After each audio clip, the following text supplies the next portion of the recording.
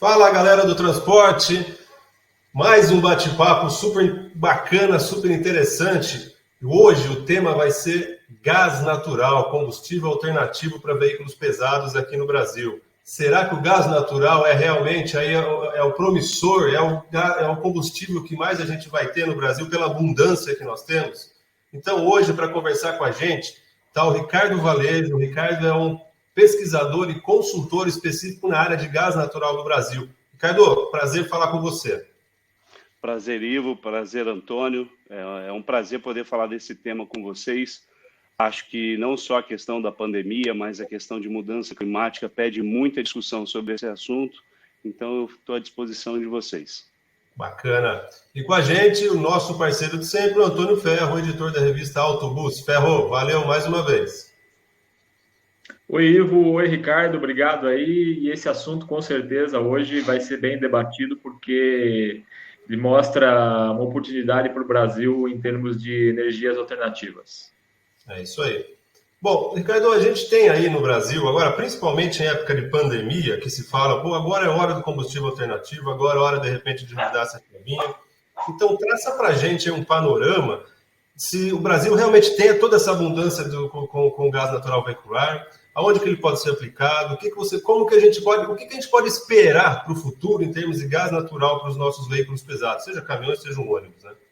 Eu vou dar um contexto geral, não só a nível Brasil, mas nesse mês, a Agência Americana de Energia ela publicou um balanço que vai até 2050, né? De quais os combustíveis serão aplicados nessa rota, não só até 2030, mas uma visão mais de longo prazo. E aí, nesse cenário internacional, os Estados Unidos puxa muito essa questão tecnológica, mais da metade do combustível alternativo ao diesel será de gás natural. Então, tem uma base muito forte, que é o gás natural por rede de gasoduto, e tem uma outra base crescendo, muito similar ao crescimento do elétrico, que é sobre o GNL e o biogás. Então, também tem essa inserção no mercado americano. Quando a gente olha o mercado nacional, só para dar grandes números, mas vai dar para a gente comparar, hoje a oferta interna, o que o Brasil produz internamente, fora os canais de importação que ele tem, que é o gasoduto Bolívia, GNL, só a oferta interna hoje está girando por volta de 50 milhões de metros cúbicos dia. A EPE, que é a empresa de pesquisa energética do governo, projetou que em 10 anos, até 2030, esse número sai de 50 para 147. Então, a gente tem um salto, quase que o triplo da oferta interna que a gente tem hoje em 10 anos. Então, a gente vai... Só que, por um lado, a gente tem muita oferta. Por outro, a gente tem que criar demanda para essa oferta. Exato. E o gás natural, por ser um combustível nobre, por conta da energia que ele gera, e principalmente, apesar dele ser fóssil, ele tem uma redução muito significativa em material particulado e NOx, lembrando que o biodiesel, quanto maior a concentração, mais NOx ele emite, o gás natural ele deveria ser incentivado em produtos também nobres. E o diesel é um produto nobre porque ele tem um valor agregado alto. Então, na minha visão, esse é o contexto, né? O mercado externo está incentivando essa questão de uma transição energética utilizando o gás natural, e o Brasil vai ter uma oferta abundante de gás natural. Então, acho que aí vem uma fórmula muito preciosa que o Brasil poderia explorar. Além dessa abundância, né, que você comentou, Ricardo, fala para a gente os benefícios dele em relação a outros combustíveis. Basicamente, quando ele é transportado pelo gasoduto, você também não tem aquela emissão do caminhão de distribuição emitindo os poluentes. O principal, eu acho que a gente poderia destacar, é a redução do NOx e do material particulado. No Euro 6, que são os veículos que a Scania anunciou, que já estão homologados para comercialização no Brasil, ele tem uma redução acima de 90%, 95%. E o de CO2, ele tem sim uma redução, mas não é tão agressiva, que chega a 25%. Dependendo dos motores, ele pode aumentar.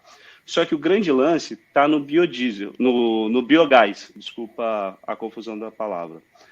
Porque hoje alguns especialistas de biogás eles falam que a gente tem um pré-sal caipira, né? Que a gente tem uma fonte de produção de biogás muito forte no interior.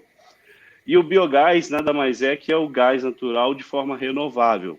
E ele tem essa capacidade de recuperar CO2.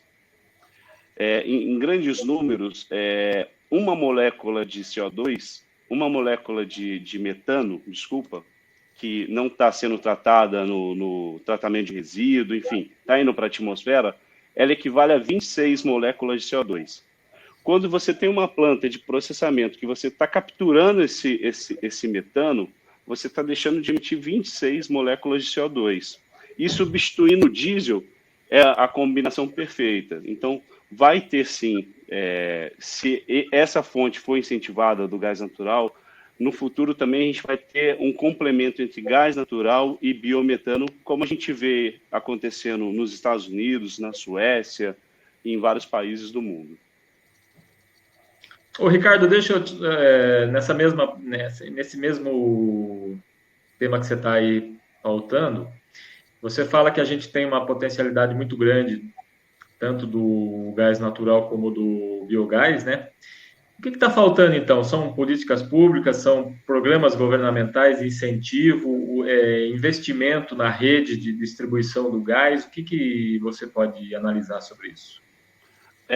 Eu acho que o papel da iniciativa privada está sendo feito, né? A gente pega números de distribuidoras e a gente pode perceber o crescimento da expansão da rede, regiões que há 10, 20 anos atrás não tinha gás, hoje tem gás. No meu ponto de vista, acho que falta um programa político. Acho que o BNDES está numa linha está unindo essas forças, ele está pesquisando sobre isso. Recentemente, ele lançou um material que chama Gás para Desenvolvimento, com 4 tópicos de pontos de crescimento de consumo de gás, e o transporte público e o transporte de carga era um desses 4 capítulos. Eu vou te dar um exemplo sobre poder público, né, sobre esse incentivo, né, essa visão pública. Um exemplo claro é São Paulo. São Paulo tinha a Lei 14.933, se não me falha a memória, era uma lei de 2009 que falava, resumidamente, era um artigo 50, e falava, olha, de 2009 a 2018, a capital vai precisar fazer mudança na sua frota, que era a lei de mudança climática, e tem um percentual de substituição de 10%. Pegando 10 anos, em 10 anos a gente teria uma frota 100% de ônibus limpo. Só que ela colocou a categoria que não poderia usar combustível fóssil, somente renovável, e aí a gente sabe que o programa de etanol para ônibus não foi adiante. Enfim, essa lei passou 10 anos e não foi aplicada nem mais do que 5% nisso. Ela deixou de fora a indústria do gás natural só por uma questão dele ser fóssil. Ela não olhou a ponta final da emissão. Então, acho que faltou não somente diálogo, mas faltou pessoas capacitadas para escrever essa lei. Desculpa ser polêmico, mas eu acho que no meu ponto de vista, foi esse. E aí, essa lei teve uma renovação agora. E, de novo, essa lei não está sendo aplicada e vai passar pela mesma questão. Eu acho que a gente tem que ter um mercado livre. Eita. Desculpa. Só dá uma voltada que a tua imagem deu uma... eu acho que entrou uma ligação, como eu estou no celular, mas eu acho que essas leis elas deveriam ser construídas deixando o mercado livre para a concorrência e estabelecendo limites de emissão.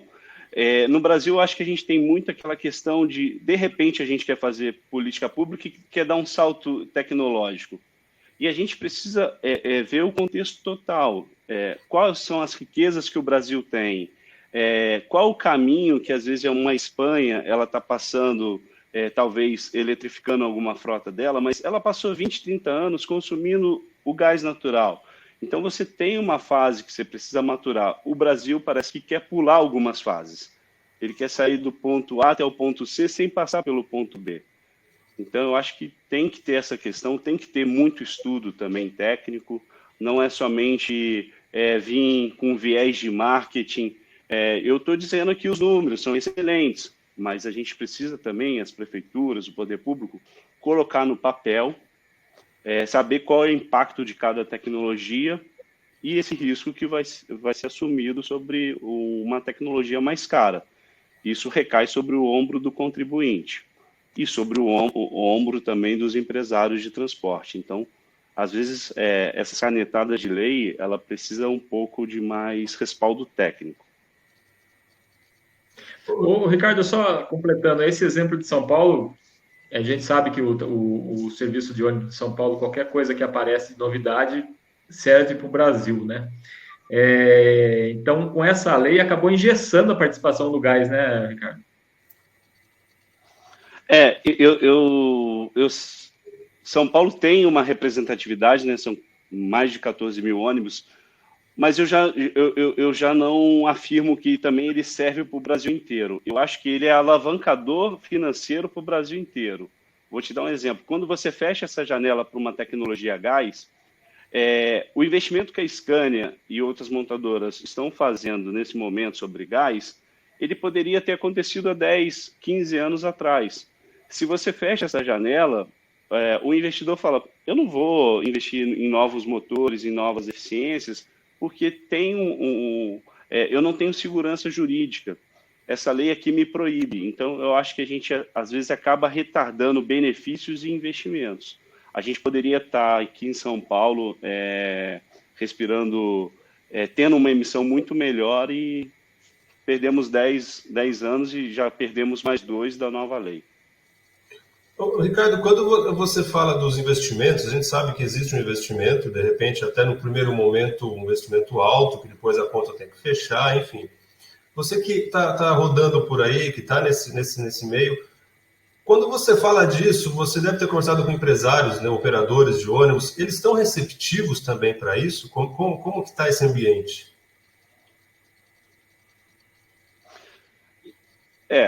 Você tem tudo que é novo, ele causa um pouco de espanto, né? Então tá todo mundo com muita cautela, porque você tem custos que impactam diretamente ali no custo de rodagem, na remuneração do operador. Vou te dar um exemplo. Como é uma tecnologia Euro 6, ela é mais cara, ela impacta diretamente na rentabilidade justa e na amortização. Você também tem um motor que os rendimentos não são os conhecidos como o pessoal já conhece de vasto tempo os rendimentos de um motor a diesel. Então, tem essas dúvidas, e aí o estudo, eu vou dar um exemplo de Curitiba, a gente fez a 3 mãos, né, envolvendo os empresários, envolvendo o órgão regulador, e foi um estudo sem bandeira. Olha, é um exercício até para a indústria do gás. A gente precisa saber quais são os impactos financeiros para a gente ver justamente aonde tem esses pontos que a montadora pode agir, que a concessionária de gás possa atuar ou que o poder público também possa atuar. Então, é interessante fazer esse mapa e saber lá o real por quilômetro rodado da tecnologia gás frente ao diesel, frente ao híbrido. O elétrico a gente ainda não tem muitos dados, então são dados mais difíceis de conseguir. Mas pelos valores de aquisição de ônibus, a gente já faz uma ideia do impacto que seria. Então, eu acho que tem muitos receptivos, mas, de novo, destacando, essa não é uma iniciativa que é de um lado só. Não pode ser uma iniciativa só do operador e também não pode ser uma iniciativa somente do poder público. Tem que estar todo mundo costurado, porque tem variações que acontecem no diesel que são em tempos diferentes. Eu vou te dar um exemplo sobre reajuste de preço. O gás, dependendo da concessionária de gás, ele tem um retardo de repassar o preço. A gente sabe que o preço do petróleo subiu, uma semana depois a refinaria está despachando para o diesel. Como o gás é um segmento regulado, dependendo do contrato de concessão que ele tem, ele pode repassar aquilo em 3 meses, 4 meses. Então, assim, um exemplo, concessionárias que a gente sentiu a queda do preço de combustível fóssil, gasolina e diesel, em abril, maio. As concessionárias de gás foram repassar em agosto isso. Então, vale tanto para desconto quanto para reajuste. Então, essas pequenas coisas têm que estar alinhado com todos os players. Não pode ser um top-down da prefeitura e também não pode ser uma iniciativa somente do operador. Ricardo, voltar ao que eu estava te falando, você falou do teu estudo aí de avaliação do impacto em Curitiba e citou também o ônibus híbrido. Eu queria que você explicasse melhor para mim, para a gente, né? Quando a gente chegou em Curitiba, Curitiba já tinha uma frota de ônibus híbrido rodando. Então, a gente não compara somente com o diesel, né? Qual que era a visão que eu tinha antes de fazer os cálculos? O gás natural é uma tecnologia nova, requer uma infraestrutura de abastecimento que requer um investimento maior. Os ônibus já são Euro 6, então a gente está num avanço aí de 2, 3 anos. Então, provavelmente, isso vai ser mais caro do que uma tecnologia secular que é do diesel. Eu já comecei o estudo já com essa premissa, sem conhecer os números, do tipo, olha, a gente está lutando com uma tecnologia que tem 100 anos, vários distribuidores, vários fabricantes, eu não vou ter essa visão de que eu vou ser mais barato. E o que a gente tinha de alternativa, porque o que a gente está discutindo em mudança climática são combustíveis substitutos ao diesel, né, nos próximos 10, 20 anos. Então, o que tinha de mais novo em Curitiba? Eram os ônibus híbridos, que ele tem um apelo ambiental muito forte. Então, eu tomei como base não comparar somente o diesel, vamos comparar também com o meu principal concorrente, porque são pontos de vista, né? Meu principal concorrente, para mim, não é mais o diesel. Para mim, são as tecnologias que substituem o diesel. Então, dentre as tecnologias que substituem o diesel, qual é a mais barata? E em Curitiba, a gente ficou bem abaixo, praticamente ali, pegando a base de números 2020 de gás e comparando com a base de números de 2019, a gente ficou mais de 11% abaixo do custo de operação de um híbrido. Mas a gente precisa reajustar o chassi do híbrido para 2020, o preço do diesel, que teve um reajuste muito grande por conta dos últimos leilões de biodiesel, a gente teve um aumento do preço, então essa distância ainda vai ficar ainda maior. Então, em relação... E o bom nessa questão... Não, fica à vontade. Não, então, a gente trouxe os números bem satisfatórios em relação ao diesel também, só que ele ainda não é público, esse dado, né? A gente ainda está fazendo toda a frente de apresentação dentro das empresas que contrataram esse estudo, mas assim que tiver, eu vou abrir esses dados para vocês. E o bom nessa questão do gás natural é que todos os nomes da indústria nacional do ônibus, eles detêm a tecnologia, né, Ricardo? Exato. E quando a gente começou esse estudo, somente a Scania tinha anunciado a homologação, né? De lá para cá, a gente já está conversando com outro fabricante e já tem uma fabricante de motores que também tem uma experiência internacional com motores a gás, com melhores rendimentos, e eles chamam, se aproxima de zero emissão, que também já iniciaram conversa. Então, é aquele ambiente que a gente cria, né? A iniciativa privada fazendo esses estudos para complementar a iniciativa pública, e aí você abre o mercado, né? Novos olhares acabam direcionando para esse segmento. E eu acho que todos ganham com isso, porque aí a concorrência, são melhores números. E Ricardo, para o operador em si, óbvio, ele vai ter que adquirir o veículo com a tecnologia para rodar no gás, mas além disso ele vai ter que mudar alguma coisa de estrutura para ele abastecer ou não? Como é que fica, só para o nosso telespectador entender? Sim, hoje é praticamente uma estrutura que você tem num posto de combustível, né? Você tem um compressor, dependendo da quantidade da frota, ele vai ter 1, 2, 3 compressores, considerando sempre um como backup, porque a tecnologia hoje disponível homologada ela é 100% a gás, então ela não tem um sistema flex. Mas basicamente ele tem uma alteração sim na infraestrutura, e é uma preocupação da concessionária também, antes de iniciar esses estudos, saber como que está a malha de distribuição da sua rede. Então, em Curitiba, a gente está, o estudo mostrou que está bem posicionado, mais de 80% das garagens tem a rede passando na porta, então é um ambiente bem interessante. São Paulo, se eu não me engano, tem mais de 90% das garagens com a rede na porta. Então, já é um plano estratégico também das concessionárias considerarem nos seus planos de expansão de rede a alimentação dessas garagens. E na sua visão, a gente está falando aí agora de quando a gente está falando, eu entendo, né, que quando a gente está falando das cidades, seria mais fácil você aplicar nos ônibus. E caminhões também, como é que fica? Óbvio, a gente tem os caminhões de distribuição, os menores, e os carreteiros aí, os veículos pesados mesmo, andam 600, 700, 800 quilômetros. Essa é uma nova onda, e a indústria do gás está discutindo muito a questão do conceito de corredor azul. O que é o corredor azul? Na Europa, como tinha muito essa aplicação de gás em caminhões, eles tiveram a preocupação de gerar autonomia para o caminhoneiro, para o transportador, e criaram um corredor azul. O que é esse corredor azul? Ele sai da Rússia, ele passa ali no norte da Europa, vai até Portugal, depois esse corredor segue na parte sul, ligando até a Turquia e sobe para a Rússia. Fora a interiorização desse corredor, né? Então eles chamaram de corredor para dizer, olha, você pode rodar pela Europa inteira abastecida de gás natural, e no caso da Europa também tinha muito GNL, que é o gás natural liquefeito.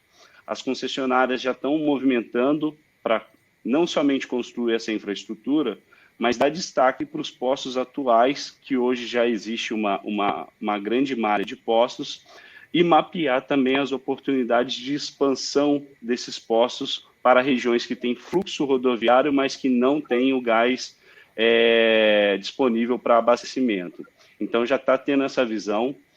Eu acho também que nas grandes cidades, a questão desses caminhões menores, os VUCs, aqueles caminhões de entrega meio furgão, eu acho que ele virá também com uma força, uma velocidade maior, porque a decisão é individual, né? E ele anda num circuito meio que controlado ali. Então, eu acho que vem também com força total, até mesmo utilizando a tecnologia diesel gás, que aí vai ser um aftermarket, né? Não vem da montadora, ele acaba convertendo numa oficina especializada do Inmetro. Ô, Ricardo, quando a gente fala em GNV, a gente sabe que é um combustível com alto teor comprimido, né? E o GNL, ele já é, como o próprio nome diz, líquido, né? Qual que é a diferença entre um e o outro? Consumo, custo? O que você pode dizer para a gente? Vamos tentar dar uma luz. O estado dele, um está gasoso comprimido e outro está líquido, né? Por ele estar líquido, ele expande 600 vezes a quantidade. Então, ele é muito utilizado em transporte de longa distância, porque ele vai evitar que você faça uma instalação de vários cilindros, ou seja, que você coloque muito peso no seu caminhão para transportar combustível, e ele vai te dar uma autonomia maior. Então, a diferença básica dos dois é sobre a autonomia. Olha, se você vai rodar até 300 quilômetros, se usa o GNC. Se você quer rodar 1.000 quilômetros sem abastecer, usa-se o GNL. Então, basicamente, é uma relação de custo-benefício sobre a instalação e o peso, mas principalmente sobre a autonomia. Mas é uma coisa que em ônibus eu comecei a estudar, porque você coloca muito cilindro no ônibus, você acaba tendo um reajuste de preço na carroceria, e se eu colocasse só um cilindro e fosse de GNL, talvez essa carroceria não tivesse nenhuma adição de custo frente à carroceria do diesel. E também eu teria um abastecimento mais prolongado, aquele ônibus talvez não precisaria abastecer todos os dias. A gente pode ver isso para a rota, principalmente rodoviária, mas também eu acho que tem um olhar para transporte público urbano que cabe um estudo, sim.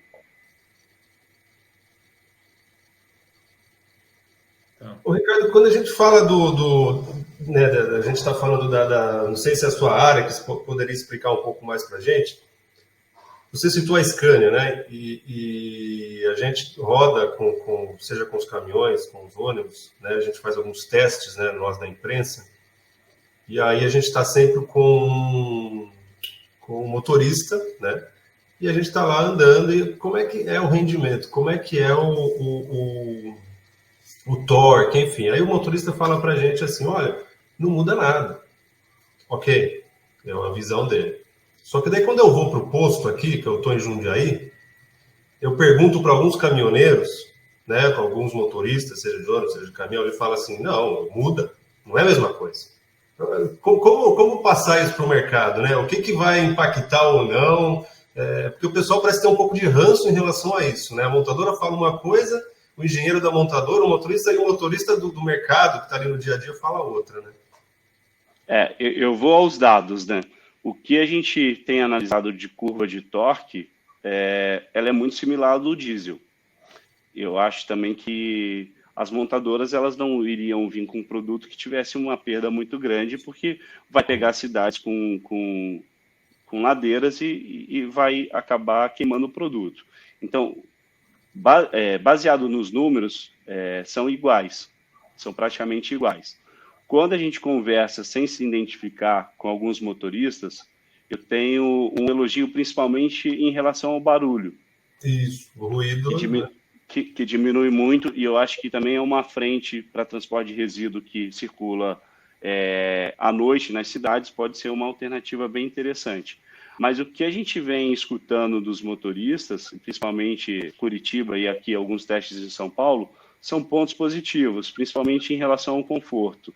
Eu ainda não tive essa queixa por potência. E eu faço alguns filtros também quando a gente faz esses tipos de abordagem, né?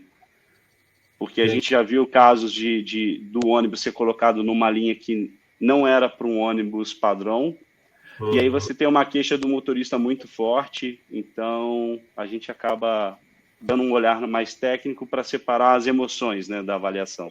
Exato, perfeito. No caso eu comentei, é mais caminhão mesmo, o ônibus eu nunca tive um relato assim, é mais o cara do caminhão que fala de potência, de torque, dá uma reclamada. Eu já tive essa experiência no GNV, tá? Apesar de eu frisar que o GNV é totalmente diferente do gás natural para transporte público. São outros segmentos, são outros números, enfim. Mas no GNV, se você me permite só um comentário, teve uma montadora que lançou um veículo a gás em uma determinada época, só que era um veículo um pouco pesado e ele no líquido ele era fraco. E aí eu tinha alguns funcionários que utilizavam esse carro e falaram, o gás está muito fraco. Eu falei, bota no líquido e vê se ele vai ser forte. Eu falava, o gás não tem poder de regeneração, porque tinha algumas conversões de veículos um pouco antigos, as pessoas achavam que ele ia melhorar o carro, né? O gás não regenera carro e também não aumenta a capacidade do motor em relação à potência. Então tem essas questões, né? Se o motor é fraco no líquido, ele vai ser fraco no gás. Isso só uma curiosidade sobre o GNV, né? E aí a gente sabe, né, Ricardo, que hoje o nível tecnológico dos motores a gás, motores pesados, né, para veículos comerciais, ele evoluiu demais, né? Sim, a evolução foi muito forte. Tanto é que agora eles já entram com o Euro 6, né? Que é um grande ganho, e a gente vem percebendo algumas movimentações para postergar essa entrada do Euro 6, né? E a indústria do gás já está apostando no Euro 6. Então, é um ganho tecnológico importante. Ô, Ricardo, deixa eu te fazer uma outra pergunta aqui. Além do Brasil, né, a gente tem visto aí movimentações aí, especificamente, vamos dizer, Colômbia, né, que tem apostado muito no gás natural para o transporte urbano, né? Você vê que a própria Bogotá está apostando demais, está investindo demais em ônibus a gás, né? Você vê que lá tem um interesse tanto pelo lado ambiental, como pelo lado econômico e pelo lado social, né, Ricardo? A Colômbia, eu já tinha identificado também o Peru, alguns anos atrás, acho que em 2004 também iniciou uma movimentação para o gás, e agora o destaque é a Colômbia, né? na Transmilênio, enfim. Acredito que eles fizeram os estudos também. Porque se você faz o estudo, você toma a decisão mais correta, né? E eu não estou dizendo aqui, Antônio, né? Eu não estou dizendo aqui que a gente tem que utilizar um único combustível, não. Eu acho que as nossas cidades são grandes, tem várias realidades dentro da mesma cidade, e eu acho que você tem que ter todas as tecnologias, até mesmo para efeito comparativo. Mas vai ter tecnologia que é melhor, vai ter rota que é melhor o gás, vai ter rota que é melhor o híbrido. Eu acho que a gente não pode segregar e nem impedir a rota tecnológica. Mas eu acho que a gente tem que ampliar esse mix. Porque até o debate hoje é em torno da eletromobilidade, né? Se fala muito em eletromobilidade, sendo que deixa de lado tanto o gás natural como o biometano, que podem também trazer resultados positivos, né? A gente não pode trazer a polaridade para o transporte, né?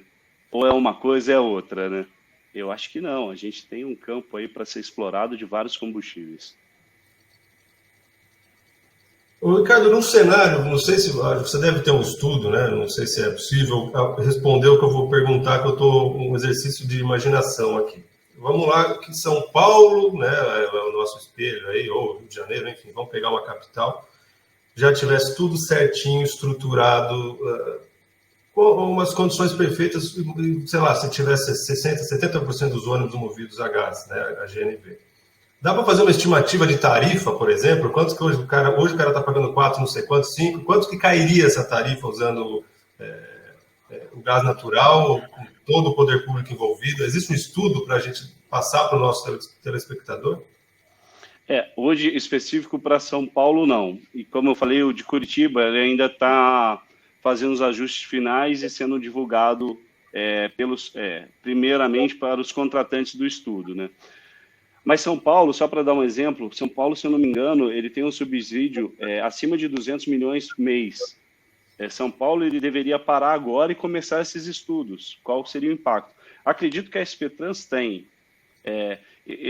Eu não me lembro, não me recordo a fonte, mas isso é passado também, mudou um pouco. Mas se a frota fosse elétrico, parece que o subsídio passaria de 3 bilhões. Então, teria um acréscimo muito forte se a frota fosse toda eletrificada. Mas a gente não pode também ir para do 0 ao 100%. Mas uma das propostas seria estudar a cidade de São Paulo, né? Você tem que não só identificar combustíveis para reduzir esse subsídio, mas também para reduzir a poluição que vem desses ônibus, né? E se for ter que mudar o combustível, que a gente faça uma transição para o que tenha menos impacto na tarifa. Então, essa é a proposta que a gente vem discutindo na indústria do gás e com as prefeituras, né? Mas, assim, um número específico hoje, não, eu não tenho sobre São Paulo, porque também é enorme, né? Para fazer o estudo, teria que ter uma empresa por trás também, fazendo o patrocínio desse estudo. Perfeito. Ô, Ricardo, você está otimista quanto ao cenário futuro do gás natural no sistema de transporte coletivo urbano brasileiro? Eu já estava otimista quando eu iniciei o ano. Mesmo com a pandemia, depois de muitas movimentações que a gente vem tendo e a distância que a gente está do diesel, eu estou mais do que otimista, Antônio. Estou muito otimista. O que me preocupa são, às vezes, projetos que já vêm carimbado a tecnologia, projetos de financiamento que tem uma taxa atrativa, mas obriga o poder público a tomar mais dinheiro para fazer aquela mudança. E aí vem um carimbo de uma tecnologia. Quando tem um carimbo, me preocupa. Mas, de modo geral, eu estou otimista, porque a gente tem um produto super concorrente ao diesel, mais barato do que o híbrido, que é o que a gente tem de cenário de tecnologia mais limpa, e a gente tem uma oferta que vai vai quase triplicar em 10 anos. Então, acho que o cenário é muito, muito positivo. Ou seja, tem tudo para acontecer, né? Sim, tudo para acontecer. Mas o Brasil, lembrando que não é para amadores, né? Exato. A gente conhece bem o país, né? A gente sofre bastante, fica alegre, enfim. Ferro, mais alguma consideração? Não, é que falta continuismo nos projetos, né, nas gestões públicas, né, o Ricardo. Então, isso que interfere. Você apresenta hoje uma tecnologia viável, interessante, aí muda a gestão, derruba toda essa tecnologia, volta ao que era de antigo. Então, isso é complicado no Brasil, né? E quando você vai discutir, eu participei de fóruns dentro da Câmara Municipal de São Paulo discutindo essa aplicação da lei que ia de 2009 a 2018. E você mostra dados ali, até mesmo com a sua concorrência, e eu não sei, assim, é difícil nessa parte quando a gente tem que colocar questões técnicas em interesses políticos. Eu acho que esse é o maior desafio. Beleza. Legal. Galera do transporte, esse foi um bate-papo muito legal, muito interessante, né, para a gente mostrar para vocês o cenário, né, para os próximos anos no Brasil do gás natural veicular. E com a gente esteve aqui o pesquisador e consultor na área de gás natural veicular no Brasil, Ricardo Valejo. Ricardo, muito obrigado pela presença, obrigado pelas tudo que você esclareceu para a gente, o cenário positivo que a gente pode esperar, né? E quem sabe na próxima a gente vai explorar mais temas. É um tema bem interessante, muito pertinente aí para os próximos anos no transporte brasileiro. Eu que agradeço, Ivo e Antônio, estou à disposição. Assim que os dados também ficarem públicos, eu procuro vocês. Acho que é bem legal a gente divulgar com transparência e acaba divulgando o produto também, né? Muitas pessoas estão curiosas, porque esse é um tema que vem sendo discutido com mais frequência nesses últimos meses, e eu fico à disposição de vocês e agradeço. Legal. Ferro, parceiro de sempre, muito obrigado mais uma vez e vamos para a próxima, né? É isso aí, Ivo. Ricardo, eu que agradeço a participação de você, Ricardo, aí por essas informações bem interessantes voltadas a esse combustível. E mais uma vez esse vídeo aí pode levar uma contribuição muito positiva para todo o cenário do transporte. Obrigado. Isso aí. Valeu, pessoal. Até a próxima. Valeu.